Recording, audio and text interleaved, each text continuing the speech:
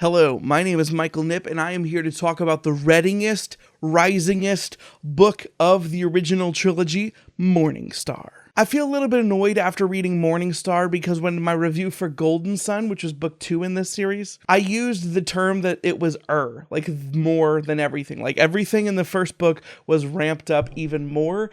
And yeah, the Morning Star did that too, and I don't want to just copy what I just said. Morning Star is more than Golden Sun. It's like we just took our 10-second car, shifted into another gear, and hit the NOS button and just...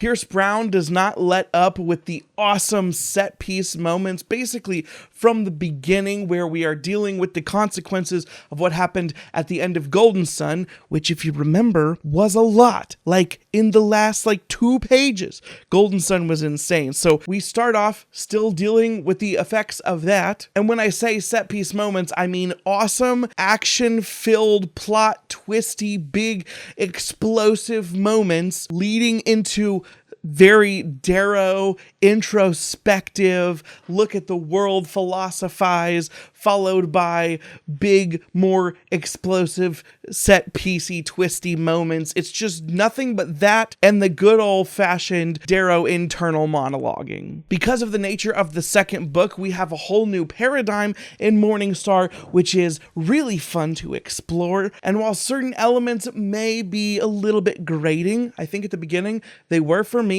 they don't overstay their welcome, and pretty much all of the crazy things that have spun out of Golden Sun are given appropriate time and all conclude in massively awesome and bombastic ways. I used bombastic in the last video and somebody said they liked it. I think it was Pete. And now I can't stop using the word bombastic in my regular everyday life. And Pierce Brown really does it here. He knows how to take a trilogy, bring all the stakes up, bring everything to the highest level that it can be, and just do things to me, rip my heart out, get tears, get laughter, sometimes get some cringe, but not cringe where I want to throw the book, cringe where I do want to be like, Pierce, come on. And dang, does the dude know how to end a trilogy? I feel like what Brown does at the end of Morning Star is perfectly balanced, giving us a resolution that is awesome for the characters and the stuff that we're looking for now, while at the same time giving us really, really good hooks for what we can look forward to in the future. Because now, looking back in hindsight, we know that there's another trilogy after this. So yeah, Brown did it. I don't feel cheated at all with the way that this ends, but at the same time, there are lots of interesting plot threads moving forward that I know could be used. And I look forward to those. I am planning on reading Iron Gold soon. But going back to Morning Star, during the first 2 books, there were so many moving pieces that were set into motion, so many things that were teased, and if it wasn't for the insane hype from the fans of this series, I would have been a little bit skeptical on how well Brown would have been able to tie everything up in this novel, but hey, the people weren't wrong. Morning Star is awesome. A lot of people love to see books ranked. For me, I have a hard time doing that for series because I see them as one story. But when it comes to this story, it does just progressively get more insane and intense.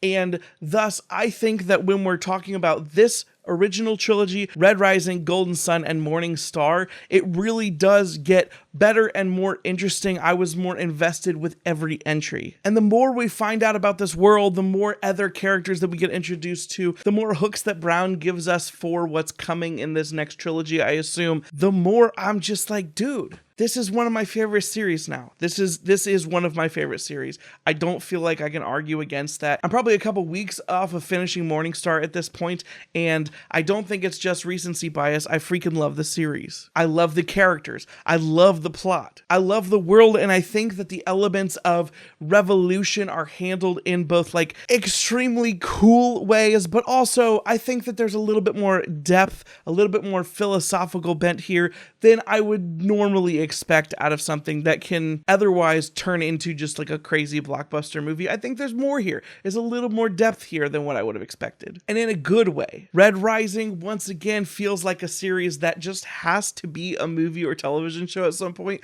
I don't know how this hasn't been adapted yet. If you are here and you are watching this video, either you loved the series and you want to know my thoughts, in which case I loved it, or you could be potentially watching this video to want to know the answer to, is this a series that's worth my time now that I finished the whole thing? Should you read the original Red Rising trilogy? I say, heck yeah, absolutely. If the things that I've talked about in these 3 review videos for this series, high action, some philosophy, a big revolution of a class system that's wild, lots and lots and lots of plot twists, and a ton of melodrama internalized dialogue as a character just like competes with Edward Cullen or Kaladin for like ultimate brood, then yes, you should freaking read this. If that sounds cool to you, you should do it. Go do it now. That basically wraps up my spoiler-free thoughts for this trilogy. If you would like to hear my spoilery thoughts for everything that goes down in this book and a little bit of what goes down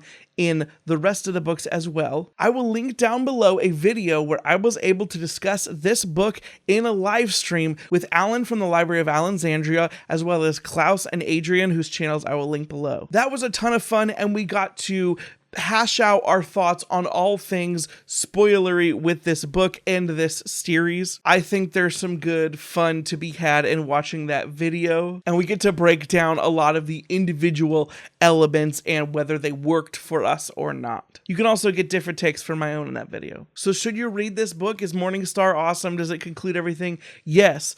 But also, if you have read this story, please go watch that live stream. It was so much fun. Looking forward to talking to you guys again in a video soon. Until next time, once again, break the chains, people. Sleep, no one ever get enough. Always looking out tired. Sleep, no one ever get enough. If I don't show up, I might get fired. Sleep, no one ever get enough. Always looking out tired. Sleep, no one ever get enough. If I don't show up, I might get fired.